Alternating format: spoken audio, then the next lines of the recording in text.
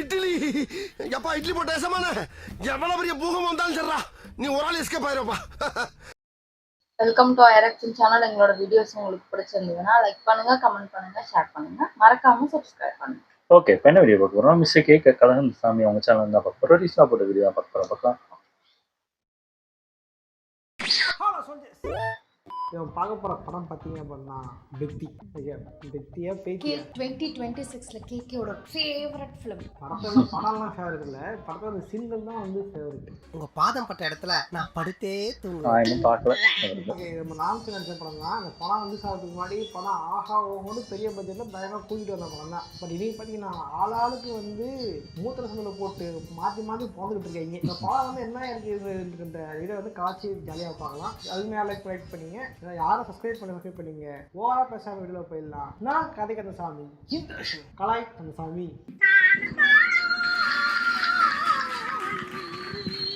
படத்துல ஒரு கதனும் இருக்கலாம், அதை கதையாவே எடுத்து விற்கிறது ஒரு நியாயம் வேண்டாம்பா. ஜான்வி கபூர் போச்சு அப்புறம் வரேன். முதல்ல வந்து கதைக்கே வரும். முதல்ல என்ன சொல்றீங்க, இத்தனை பேர் இருக்கிற இந்தியாவில் 2 கோல்டு மெடல் கூட வாங்க முடியல சே அப்படின்ற மாதிரி ஆரம்பிக்காங்க. ஓகேப்பா, படம் வந்து ஸ்போர்ட்ஸ் அது ஏதாவது கொஞ்சம் ஒலிம்பிக்கு காமன்வெல்த் மாதிரி போக போகுது நினைச்சிட்டு இருக்கேன். கனா படம் மாதிரி இருக்கும் அப்படின்னு நினைச்சு. கனா படம் மாதிரியா? ஸ்போர்ட்ஸ் ஓரியன்டா. என்ன சொல்றாங்க? ஒரு விளையாட்டு சீரியஸா பார்க்க தெரிஞ்ச நமக்கு திடீர்னு பார்த்தா என்ன பண்றீங்க, பெத்தி போய் பார்த்து தெரியுமா சார், பெத்தி ஸ்போர்ட்ஸ் மேன் சார் அப்படின்ட்டு இது கிரிக்கெட் படமே காட்டுறாங்க. பெத்தி கிரிக்கெட் விளையாடுறாருங்க, டோர்னமெண்ட் விளையாடுன்னு காட்டுறாங்க. கிரிக்கெட் படம் போல நினச்சிட்டு இருந்தேன். திடீர்னு பார்த்தா இல்லை இது வந்து பாரஜித் படம் மாதிரி அப்படி கொண்டு போறாங்க. சரி ஓகே நான் நினச்சிக்கிட்டு இருந்தேன். திடீர்னு பார்த்தா மாரிஸ்வரத்து படம் கொண்டு போறாங்க.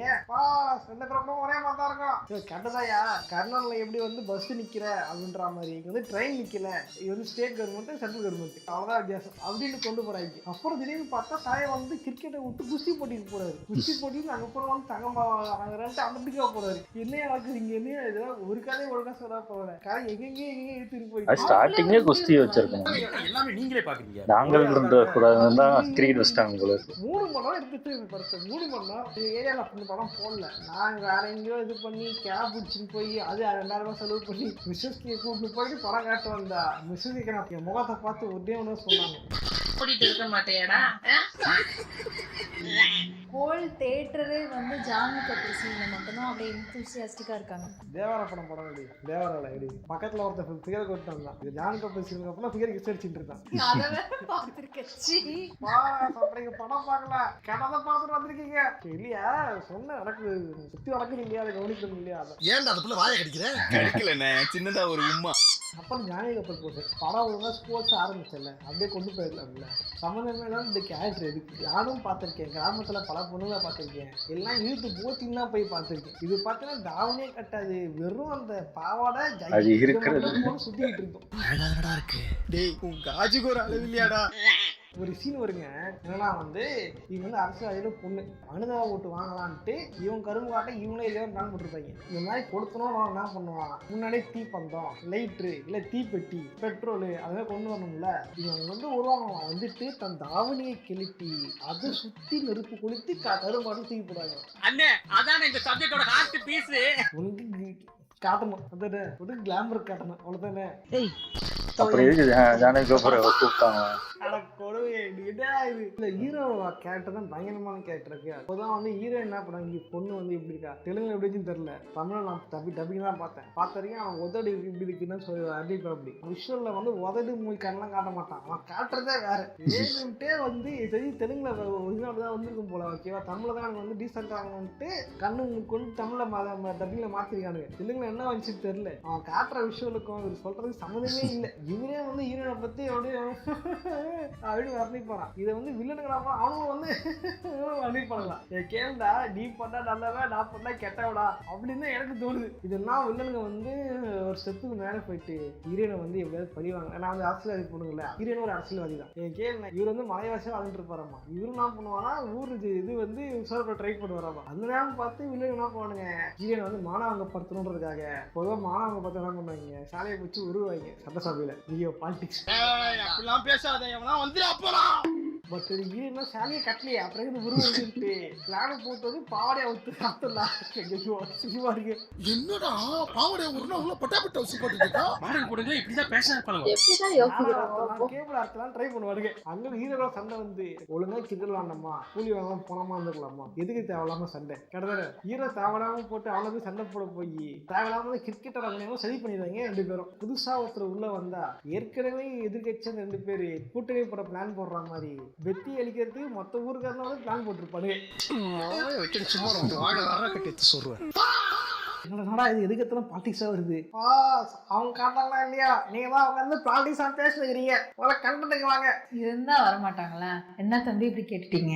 3 மணி நேரத்துக்கு இழுத்து வச்சிருக்காங்க. படம் பாத்தீங்கன்னா வந்து சொல்லாத மெசேஜ் கரெக்டா இருந்துச்சு. என்ன பண்ணா ஊர்ல வந்து காட்டுக்கு மலை கீழே வாழ்ற மக்கள், அவங்களுக்கு வந்து கவர்மெண்ட் ரெக்கார்ட்ஸே இல்லை, அவங்களுக்கு எந்த வசதியும் இல்லை, அவங்களுக்கு ஓட்டு உரிமை இல்லைன்றதுனால எந்த அரசியல்வாதியும் அவங்களுக்கு வந்து எந்த ஒரு சலுகையும் பண்ணி தர மாட்டேறாங்க. ஓட்டு உரிமை ஓட்டு வாங்கலாம், இன்னும் பண்ண முடியாது, அது 2 பண்ண மாட்டேங்கிறாங்க. இவன் தான் ஒரே ஒரு ட்ரெயின் தான் வருது, அந்த ட்ரெயினை ஒரு ஸ்டாப் நிறுத்தினா மட்டும் போவோம், மக்களுக்கு வந்து நல்ல வசதி கிடைக்கும். இதெல்லாம் ஊர் சுற்றி தான் வந்துகிட்டு இருப்பாங்க. இதுதான் சொல்ல வந்த மெசேஜ். இதற்கு இழுத்து இழுத்து இழுத்து இழுத்து எங்கேயே சொல்லி வச்சிருக்காங்க. பட் இருந்தாலும் கிட்ஸ் ஒன்லி வாட்சிங் ஜானி கபூர், பட் லெஜெண்ட்ஸ் மட்டும் தான் தெரியும் இதுக்குள்ள ஒரு இன்னொரு ஹீரோயின் இருக்காங்க அப்படின்ட்டு. இன்னொரு ஹீரோயினா?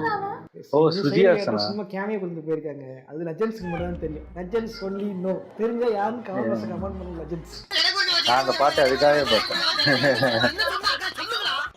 எப்பவுமே ஜெகபதி பாபு கார்பரேட் வில்லனாவே பார்த்துட்டு இப்போ ஒரு கேரக்டர் ரோல் பாக்குறதுக்கு நிஜமாவே ரொம்ப நல்லா இருந்துச்சு. உண்மையான படத்தை நடிச்சு நல்லா நடிச்சா தெரியுமா? ஜெகபதி பாபு தான். என்ன சொல்றீங்க?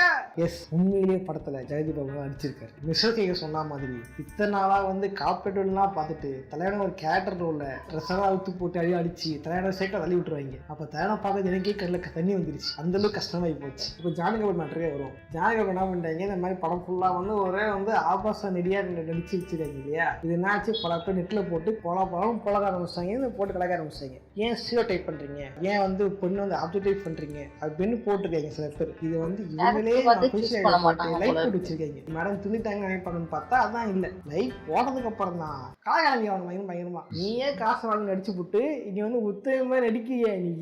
நீங்க நினைச்சிருந்தா அங்கேயே ஸ்டாப் பண்ணிருக்க முடியும்ல. பிகாஸ் மோஸ்ட்லி ஜான்வி கபூரை கேஸ்ட் பண்றவங்க இந்த மாதிரி ரோல்ஸ் தான் அவங்களுக்கு கொடுக்குறாங்க. உங்களுக்கு இது பிடிக்கல, இந்த மாதிரி நல்ல கேரக்டர் ரோல்ஸ் வேணும், ஃபீமேல் சென்ட்ரிக் படம் வேணும்னா இதையும் பண்ணிட்டு இதுவும் பண்ணாங்கன்னா இப்படி இருக்கும். அவரே கொண்டு வைப்பாராம், அவரே எடுப்பாராம், பழி எங்க மேல போடுவார். இதே மாதிரி பார்த்தீங்கன்னா வந்து இந்த மேடம் வந்து இன்னொரு விஷயத்த கொளுத்தி போட்டுருப்பாங்க. என்னன்னா வந்து டாக்டர்லாம் இப்படிலாம் இல்லை, சவுத்துதான் ஏன் வாயத்தன்னு தெலுங்கு படம்னு சொல்லலாம். ஏன் அவனுக்கு ஒரு பயம்? இது மட்டும் இல்லை, அந்நியா ஜோதிகாவும் பார்த்தீங்க அப்படின்னா பாலிவுட் வந்து சொம்ப அடிச்சிருப்பாங்க. என்ன காரணம் அப்படின்னு பார்த்தீங்க அப்படின்னா இவங்கலாம் வந்து சொந்த ஊர் வந்து நார்த்து தான், ஓகேவா? இவங்களுக்கு வந்து சவுத்துல பயப்படலாம் பரவாயில்ல, நார்த்தில் வாய்ப்பு வச்சா போதுன்றதுக்காக ஒரு ஜிங் ஜாங் எப்பவுமே தட்டி தான் இருப்பாங்க. அப்படிப்பட்டதுதான் இது கிளாமர் சனி வீடியோ மாதிரி போயிட்டு இருக்கு. சரி, ஓகே, சவுத்துல வந்து கிளாமர் காட்டுவாங்க, நார்த் எடு காட்டாங்கன்னு சொல்லவா?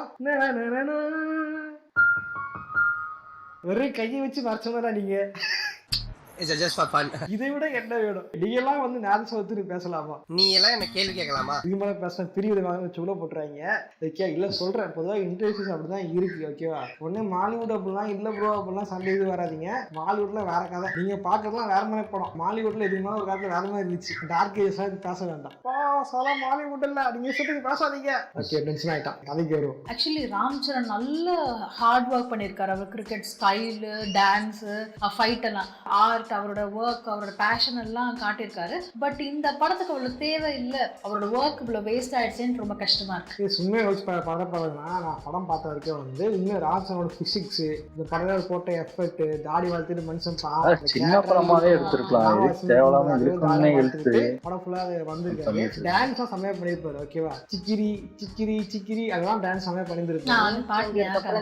ராம் சரண் என்ன ஸ்டெப் போட்டாரு, சைடுல யார் இருப்பாங்க தெரியும், நடிக்கிறான் கேமரா முன்னாடி. இந்த பாட்டு படத்துல வர்றதுக்கு முன்னாடி இந்த பாட்டு ரிலீஸ் ஆச்சுல, அப்பவே வந்து சும்மா ஜான்விக்கு அப்புறம் இப்படி இப்படி காட்டுவாங்க லிரிக் வீடியோல. அதே இவன் பாட்டு பாடி சுத்திட்டு இருந்தான்.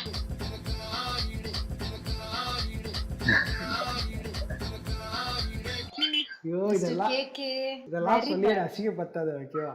உண்மைதான். அதனால மனுஷன் கஷ்டப்பட்டு பண்ணாலும் அந்த படத்துக்கு ஏன் செட் ஆகல அப்படின்னா தலைவனை காட்டும் போது இப்போ தலைவியும் காட்டுறீங்க. ஸோ வந்து தலைவன் போட்ட ஹார்ட் ஒர்க்கோட தலைவி போட்ட ஸ்மார்ட் ஒர்க் வந்து இங்கே ஒர்க் அவுட் ஆயிடுச்சு. இதெல்லாம் நீங்க நார்மலைஸ் பண்றதுனால தான் இப்படி எல்லாம் இருக்கு. we should not normalize. இது ஆல்ரெடி தெலுங்கு சினிமாவில் பண்ணிட்டாங்க. நீனா இப்போ வந்து கூவிட்டு இருக்க ஜென்ரேஷன் பார்த்துருக்கியா, பாலக் ஜென்ரேஷன்லாம் பார்த்துருக்கியா? தமிழ் சினிமாவில் வந்து குடும்ப பாங்க வந்து புடவை நடிச்சிருப்பாங்க. தெலுங்கு பக்கம் போனீங்க பண்ணா மா ட்ரெஸ்ஸை போட விட்டு கிளேவஸை காட்ட விட்டு ஹீரோயின்ஸை அங்கங்கே தடவி வந்து படம் நடிச்சிருப்பாங்க. அவங்க பேர்லாம் சொல்ல விரும்பல, நீங்களே தெரியும். உதாரணத்துக்கு இது சீலா ட்ரெஸ் பார்த்தீங்கன்னா சீல பார்த்தீங்க அப்படின்னா குடும்பமாக அடிப்பாங்க. இன்ஸ்டாகிராம் போனீங்கன்னா சப்ஸ்கிரிப்ஷன்ல வந்து போட்டோ போட்டு ரொம்ப ஹாட்டா சுத்திட்டு இருப்பாங்க. நீ சப்ஸ்கிரைப் பண்ணதெல்லாம் இங்க யாரும் கேட்கல.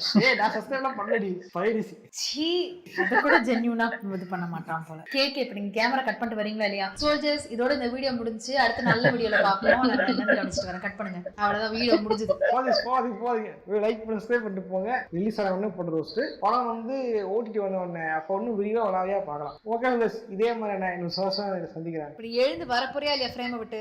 நான் கட் பண்றேன். சோல்ஜர்ஸ் பாய். சோகம் என்னன்னா முகேஷை எங்களால காப்பாற்ற முடியல. சொல்லுன்னா ஜான்வி கபூருக்கு சொம்பு அடிச்சுட்டு உட்காந்துருக்காரு. இல்ல, அவங்க கேஸ்ட் பண்ணும் போதே தெரியுது. தெலுங்குல வந்து மேக்சிமம் பாத்தீங்கன்னா யாரு பயங்கர கிளாமரா காட்ட முடியும், யாரை காட்டலாம், இப்போ யார் ட்ரெண்டில் இருக்கா, அந்த மாதிரி ஆளை தான் சூஸ் பண்ணி அவங்களுமே போடுறாங்க. அந்த மாதிரி தான் கேஸ்ட் பண்ணுறாங்க. இப்போ சாய் பல்லவிலாம் போட்டால் அந்த மாதிரி பண்ண மாட்டாங்கன்னு அவங்களுக்கே தெரியும், மக்களுக்கும் தெரியும். அதனால அவங்களுக்கு இப்போ அந்த மாதிரி அதாவது கேரக்டர் ரோல் மட்டும்தான் சாய் பல்லவி நடிக்கிறாங்க. ஏன்னா அவங்க அது அந்த மாதிரி ஒரு படத்தை தான் அவங்களும் சூஸ் பண்ணுறாங்க. தமிழாக இருக்கட்டும், தெலுங்கா இருக்கட்டும், பாலிவுட்டாக இருக்கட்டும், எல்லாத்துலேயுமே அந்த கேரக்டருக்கு என்ன முக்கியத்துவம் இருக்கோ அதை சூஸ் பண்ணுறாங்க. இது படம் ஓடுது ஓடலை அது ரெண்டாவது பட்சம் எனக்கு தெரிஞ்சு. இப்படி சூஸ் பண்ணிட்டு அப்புறம் இப்படி பேசுறாங்கன்னா அப்படி நடிக்கக்கூடாது. அப்போ பேசுனாங்கன்னா அதை பெருசா எடுத்துக்க கூடாது. இப்படியும் நடிப்பேன், நான் என்னை பத்தி இப்படியும் பேசக்கூடாதுன்னு சொல்றது தப்புதான். காஜல் அகர்வால் இந்த தமிழ்ல நடிச்சாங்க. அப்ப அந்த அளவுக்கு ஒன்னும் அவங்க பெரிய இதுவெல்லாம் ஆகவே இல்லை.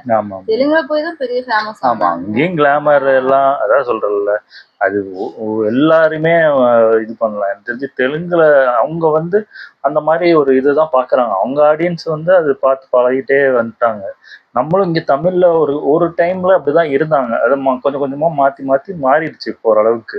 இப்போ மலையாளத்துலாம் சுத்தமா அது கிடையாது. மலையாளத்துலாம் மேக்சிமம் பாத்தீங்கன்னா அந்த ரொம்ப அந்த என்ன சொல்றது, அதாவது நம்ப முடிய ஹீரோ வந்து ஒரு 10-20 பேர் அடிக்கிறதுலாம் ரொம்ப ரேரா இருக்கும். அந்த படத்துலயுமே சரி, அதே மாதிரி கிளாமரும் சரி ரொம்ப அதிகமாவே இருக்காது. அதே மாதிரி இப்போ தமிழும் அதே மாதிரி கம்மி பண்ணிட்டு வராங்க. அந்த நார்மல் சண்டெல்லாம் இப்போ ஓரளவுக்கு நார்மலா ஆக்கிட்டே வராங்க. அதுதான் இப்போ எல்லாருக்குமே பிடிச்சிருக்கு. அது வந்து தெலுங்குல அது இன்னும் மாத்திக்கல. அது ஃபைட்டா இருக்கட்டும், இதுவா இருக்கட்டும், ஆடியன்ஸ் அப்படிதான் பிடிச்சிருக்குன்னா அப்ப இந்த மாதிரி படம் எல்லாம் ஓடி இருக்கணுமே. அங்க ஓடுது, அங்க இந்த படம் எல்லாம் ஓடதான் மாறி இருப்பாங்க. அதெல்லாம் இங்கதான் அடிக்கிறாங்க. நான் அதான் சொல்றேன்ல, பெட்டி வந்து இங்கதான் போட்டு அடிக்கிறாங்க. தெலுங்குனாலதான் ஓடுது. அவங்களுக்கு எல்லாம் பிடிச்சிருக்கு. நானே நிறைய அதோட ஃபேன்ஸ் இருப்பாங்க, அதை மீம் கிரியேட்டர்ஸ் இருப்பாங்க, தெலுங்கு மீம் கிரியேட்டர், அவங்களே அதை பாராட்டி தான் பேசியிருக்காங்க. அவங்களுக்கு பிடிச்சிருக்கு. நம்மளுக்கு பிடிக்கலன்னா நம்ம அந்த மாதிரி படம்லாம் கம்மியாக பார்க்க ஆரம்பிச்சிட்டோம். அதனால நம்மளுக்கு அதெல்லாம் பிடிக்க மாட்டேங்குது. அதான் பிடிச்சிருக்குது.